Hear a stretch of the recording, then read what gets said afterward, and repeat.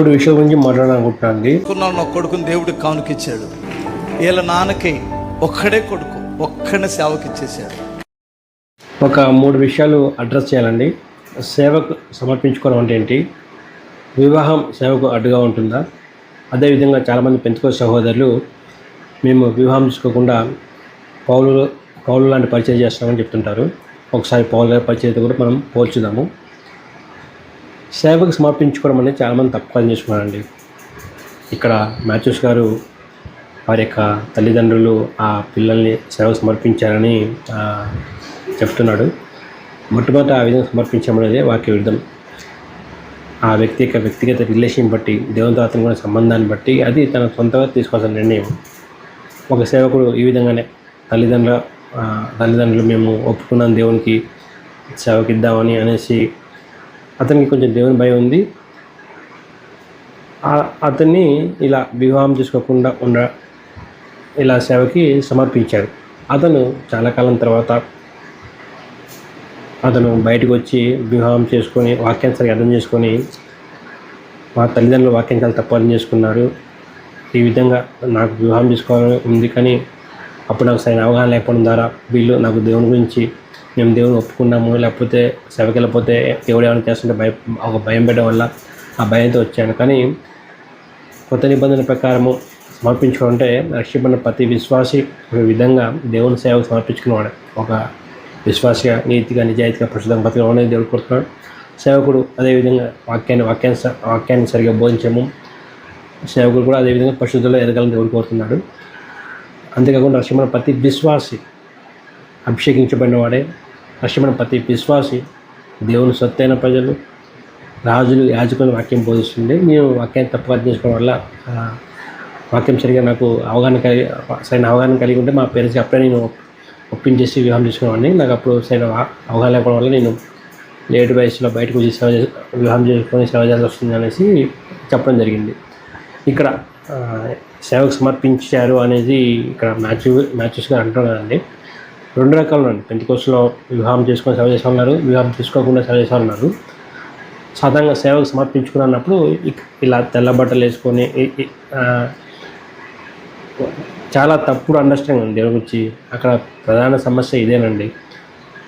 చాలామంది పెంతెకోస్తు సహోదరులు తెల్ల బట్టలు వేసుకొని అక్కడ ఆ మందిరాల్లో ఉదయం సాయంత్రం వాళ్ళు చెప్పినంత చేస్తూ ఉంటే, అంటే కుర్చీలు సర్దడము, కుర్చీలు ఎత్తడము, భోజనాలు సర్వ్ చేయడము, మీటింగ్స్ అరేంజ్ చేయడము, ఇదే సేవ అనుకుంటాండి. దానికంటే ముందు మనం చేసిన సేవ అంగీకరించబడితే దేవుని మనం వాక్యానుసారం తెలుసుకోవాలి. హేబేల్ అంగీకరించబడిన తర్వాతనే హేబేల్ అర్పణ అంగీకరించబడింది. సో వీళ్ళకి దేవుని సరైన అవగాహన ఉన్నది. అలా తెల్ల బట్టలు వేసుకుని ఈ విధంగా చేస్తే అది అక్కడనే పరిశుద్ధత ఉందనుకుంటారు. కానీ భక్తిని సాధకం చేసుకోవడం అనేది, అది దేవుని సరైన అవగాహన కలిగి ఉండడం అనేది, దేవుని వాక్యానుసారం తెలుసుకోవడం అనేది, దేవునితో ఎంత టైం స్పెండ్ చేస్తున్నారు వాక్యం చేసుకునే విషయంలో, వాక్యం సరిగ్గా అర్థం చేసుకునే విషయంలో, సందర్భానుసారంగా వాక్యం అర్థం చేసుకునే విషయంలో, టెస్ట్ కాంటెస్ట్ ఇలాంటి పాపం వీళ్ళకి చాలాసార్లు నేర్చుకోండి. ఇంతసేపు వీళ్ళని ఈ విధమైన ఈ వర్క్స్లో, ఈ కుర్చీలు సర్దడము, భోజనం సర్వ్ చేయడము, మీటింగ్స్ కోసం అంటే ఈ మీటింగ్స్ అరేంజ్మెంట్ చేయడం, వీటిలో వీళ్ళ యొక్క సమయం ఎక్కువ అక్కడ స్పెండ్ చేస్తూ వీళ్ళకి దేవుని గురించి సరైన అవగాహన కలిగి ఉండండి. వీళ్ళు మేము తెల్లబట్టలు వేసుకొని ఇక పరిశుద్ధంగా జీవిస్తున్నాము, ఇక్కడ ఉంటున్నాము, మేము లోకంతో మాకు సంబంధం లేదు, మేము పరిశుద్ధంగా జీవిస్తామని తమను తాము మోసం చేసుకుంటూ ఉంటారండి. ఎందుకంటే వారికి సరైన అవగాహన లేదు. ఎందుకంటే భక్తిని సాధకం చేసుకోవడం అనేది అది ఒక స్థలానికి సంబంధించింది కాదు. మీరు లోకంలో అంటే మీరు ఇంటి దగ్గర జీవిస్తూ పరిశుద్ధంలో శరీర కోరికలు చేయిస్తూ వాక్యాన్ని ధ్యానిస్తూ పరిశుద్ధం జీవించే కొరకు ప్రయాసపడుతూ దేవుణ్ణి మహిమపరచవచ్చు. ఎంతోమంది సెక్యులర్ జాబ్స్ చేస్తూ దేవుని మహిమపరిచే వాళ్ళు, పరిశుద్ధంగా జీవించే వాళ్ళు, పాపంతో పోవడం చేసే వాళ్ళు ఎంతోమంది ఉన్నారండి. కానీ వీళ్ళకి తెల్ల బట్టలు వేసుకుంటే అందులో పరిశుద్ధత ఎదుగుతూ ఉంటారు, తెల్ల బట్టల్లో పరిశుద్ధత లేదు. లేదా అక్కడ చాలా బాధాకరమైన విషయం ఏంటంటే, ఈ మాథ్యూస్, శాలం రాజు లాంటి వాళ్ళు మీరు దేవునికి సమర్పించుకుంటూ వీళ్ళకి సేవ చేయించుకుంటుంటారండి.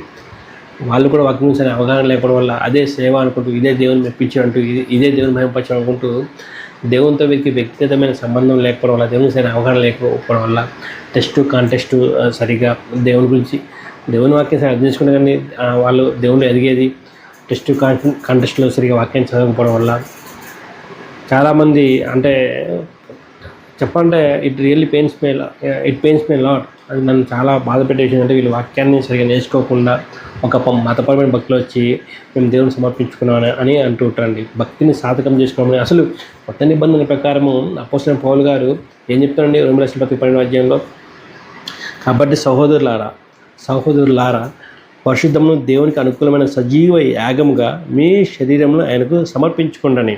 సో మీ శరీరం ఆయన సమర్పించుకుని ప్రతి విశ్వాసి సమర్పించుకోవాలి. ప్రతి విశ్వాసి అభిషేకించబడినవాడే, ప్రతి విశ్వాసి దేవునికి ప్రతిష్ఠిత చేయబడినవాడే. ప్రతి విశ్వాసి సేవకుల కోసం ఎంత రక్తం పెట్టాడు, విశ్వాసం కోసం దేవుడు ఎంత రక్తం పెట్టాడు. కాబట్టి రక్షపడిన ప్రతి ఒక్కరూ ప్రతిష్ఠించబడే వాళ్ళండి. కానీ వీళ్ళకి చిన్న అవగాహన లేదు. అపోస్తలుడైన పౌలు గారు తీసుకొచ్చేసి అతను వివాహం చేసుకుని ఎలా చేశాడు, మేము కూడా ఆ విధంగా సేవ చేస్తున్నామనేసి అంటూ ఉంటారండి. చూడండి, ఇక్కడ అపోస్తలుడైన పౌలు గారు వివాహం చేసుకోకుండా ఆయన నిజంగా వివాహం చేసుకోకుండా చాలా గొప్ప పరిచర్య చేశాడు. కానీ అతను అంత ఆయన పరిచర్య గమనించినప్పుడు అటువంటి పరిచర్యలు కూడా అతనికి శరీర కోరికలు వాటిని నెలగొట్టుకోవడము, దానికోసం చాలా ప్రయాసపడడం అనేది మనము చూస్తున్నాం. కాబట్టి కామతప్తలో ఉండి పెళ్లి చేసుకోవడం ఎలా చెప్తున్నాడు, భార్యాభర్త కలిసి ఉందని చెప్తున్నాడు. వివాహ వ్యవస్థ గురించి ఎఫ్సీలకు రాసిన ఆ పత్రికలో స్పష్టంగా దానికి గొప్పతనం తెలుస్తున్నాడు. అందుకే కొంతమంది వివాహాన్ని నిషేధిస్తారని కూడా చెప్పేసి హెచ్చరిస్తున్నాడు. సరైన అవగాహన లేకపోవడం ద్వారా వివాహం చేసుకోకుండా ఉంటే గొప్ప సేవ చేస్తా అనుకుంటారండి. కానీ హానోకు వివాహం చేసుకున్న పిల్లల కంటూ దేవునితో నడిచినని ఉంటుందండి. వివాహ వ్యవస్థ అనేది దేవునితో రిలేషన్షిప్కి అది అడ్డు కాదండి. వివాహ వ్యవస్థ స్థాపించిన దేవుడే, ఫలించి అభివృద్ధి చెందమని చెప్పింది దేవుడే. వీళ్ళు వివాహ వ్యవస్థ గురించి చాలా తప్పుగా అర్థం చేసుకోవడము, అదేవిధంగా సేవకు సమర్పించుకోవడం అంటే దాని గురించి తప్పుగా అర్థం చేసుకోవడము, దాని ద్వారా వీళ్ళు మిస్లీడ్ అవుతున్నారండి. అది చాలా బాధకరమైన విషయం. అంతేకాకుండా పెంతెకోస్తు చాలామంది ఎడ్యుకేషన్ అంటే ఇక నేను ఎడ్యుకేషన్ ఎమ్మటే మేము ఇప్పుడు థియాలజీ చేయాలా, సెమినార్స్కి ఆ ఉద్దేశం కాదండి. వాక్యం నేర్చుకోవడానికి కావాల్సిన ఎడ్యుకేషన్ చాలామంది ఉన్నదండి. అంటే ఇప్పుడు 10th చదివిన వాళ్ళు వాక్యం సరిగ్గా అర్థం చేసుకుంటారు, పెద్ద పెద్ద పీజీలు చేసిన వాళ్ళు వాక్యాన్ని తప్పు బోధించే ఉంటారు. కానీ ఇక్కడ అనేది టెస్ట్ కాంటెస్ట్లో వాక్యం చదవడము, నేర్చుకోవడము, వాక్యానుసారంగా అర్థం చేసుకోవడము, దేవుని మహిమపరచడము.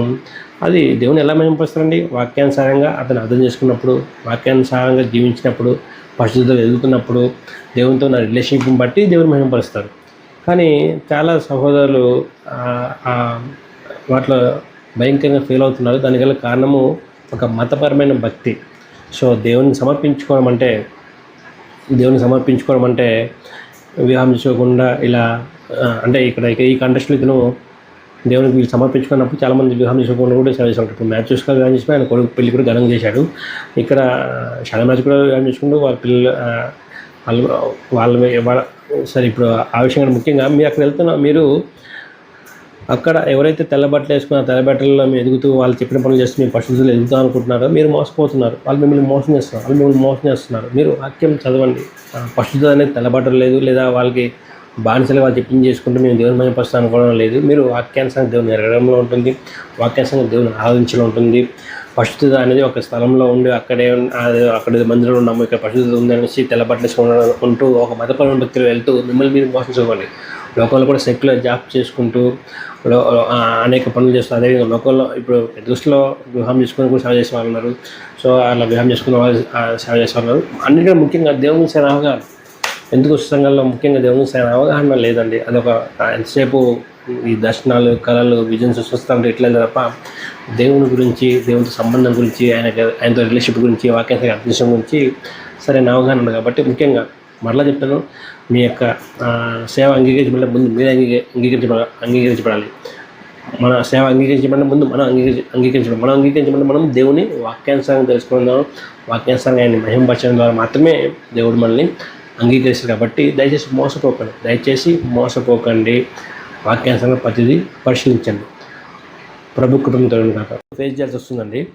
మొట్టమొదట అసలు ఆ విధంగా లేదు. బైబిల్లో ఈ విధంగా సేవకు ప్రతిష్ఠించుకోండి అనేసి, వివాహం చేసుకోండి, ఇలా సేవ చేయండి అనేసి ఆ విధంగా బైబిల్లో లేదు. చాలామంది హన్నా ఎగ్జాంపుల్ తీసుకొచ్చేసి, అన్న నాకు కొడుకునిస్తే నేను సేవకు సమర్పిస్తాను చెప్పింది అనేసి ఎగ్జాంపుల్ తీసుకొస్తుంటారు. కానీ అది హన్నా విషయంలో అది అలాంటి మోస తీసుకొని అందరూ అప్లై చేసుకోవడానికి లేదు. సమూయేలు పెళ్లి చేసుకున్నాడు, అతనికి పిల్లలు కూడా ఉన్నారు.